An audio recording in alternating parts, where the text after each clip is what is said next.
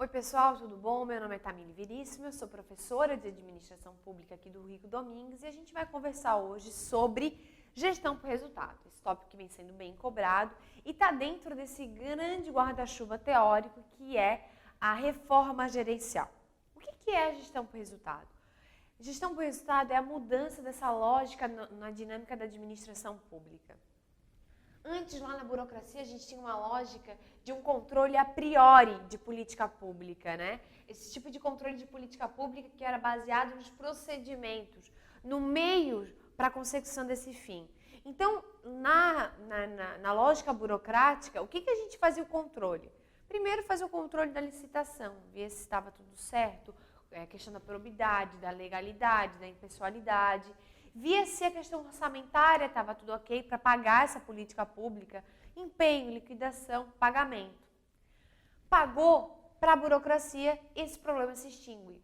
Então, o controle da política pública era extremamente prévio, né? Ele se esbarrava e ele acabava com a entrega dessa política pública. Não interessava, portanto, a questão da qualidade, a questão da eficácia, da efetividade, no que de fato essa política pública traz em termos de resultado para a sociedade. E aí foi que a gente viu que a administração pública não estava atendendo essas demandas da sociedade. Foi aí que em 95 a gente teve reforma gerencial no Brasil, no governo do Fernando Henrique Cardoso, em que essa lógica burocrática foi alterada por uma reforma gerencial.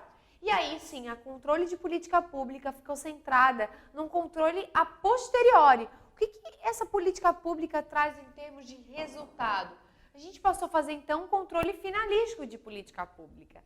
Não que a gente despreze esse tipo de controle procedimental, licitatório, orçamentário, mas agora o foco da política pública é o que ela traz, de fato, em termos de resultado para a sociedade e para quem é beneficiário daquela política pública. Então, a gente precisa agora de uma administração pública mais responsiva, mais transparente, para que a gente possa, de fato, fazer a avaliação dessa política pública. Então, quando começou a cair gestão por resultado nos concursos, era centrado muito nos instrumentos para essa gestão por resultado. Administração por objetivo, orçamento orientado para resultado. E o que a gente vê agora é que os instrumentos foram deixados um pouco de lado. O que a gente quer entender realmente é essa dinâmica, né? Essa alteração de lógica de um controle procedimental, de meios, para um controle finalístico.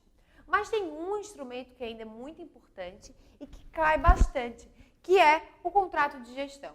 O contrato de gestão, ele pode cair tanto em administração pública, quanto em direito administrativo e em direito constitucional. Em direito constitucional faz todo sentido, porque é uma previsão constitucional, está lá no artigo 37, parágrafo 8º. E em direito administrativo, tudo certo também, porque ele está dentro dessa estrutura da administração pública, nessa questão mais legal. O que a gente vê é que o teor da questão se modifica dependendo de onde ela for cobrada. Quando é dentro dessa parte do direito, é bem uma letra da lei, é uma questão bem exata, né? Realmente, qual é o texto que está previsto na Constituição e fazem pegadinhas, alterando alguns nomes e tal. Aqui em administração pública, poucas vezes cai o texto. O que eles querem realmente é que entenda essa lógica do contrato de gestão. Então, o que é um contrato de gestão? Contrato de gestão é um contrato a ser celebrado entre administração direta, indireta e organizações sociais. Lembrando que o CIP não faz contrato de gestão. Então, o contrato a ser celebrado entre esses três entes para aumentar o nível de autonomia, como está lá na Constituição.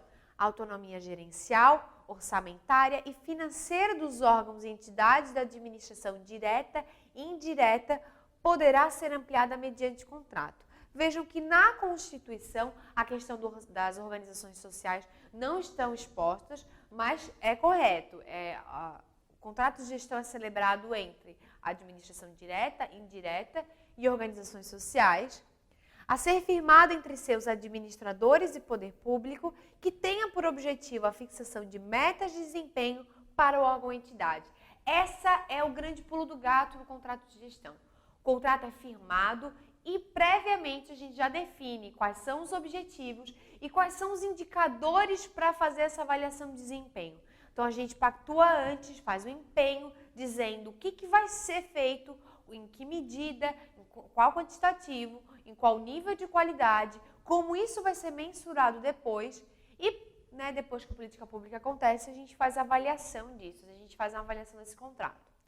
Então, cabendo a lei dispor sobre quando cai em direito inconstitucional, eu já vi algumas questões que muda essa lei, falando em decreto, em lei complementar, mas não, tem que ser uma lei dispondo sobre o prazo de duração do contrato, os controles e critérios de avaliação de desempenho, direitos, obrigações e responsabilidades dos dirigentes. Vejam, já fala aqui quais vão ser os controles, como vão ser esses critérios para fazer a avaliação. Não tem como a gente dizer que a política pública está trazendo resultado sem que a gente faça uma avaliação disso. Essa é a grande questão. Na questão burocrática, na lógica burocrática, a gente não está preocupado com o resultado dessa política pública e tampouco faz avaliação sobre isso.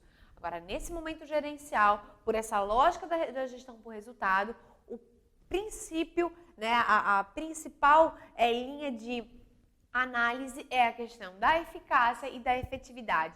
Mensurar se o objetivo foi alcançado, ou seja, se foi eficaz, e se traz impacto para a sociedade, ou seja, se aquela política pública foi efetiva.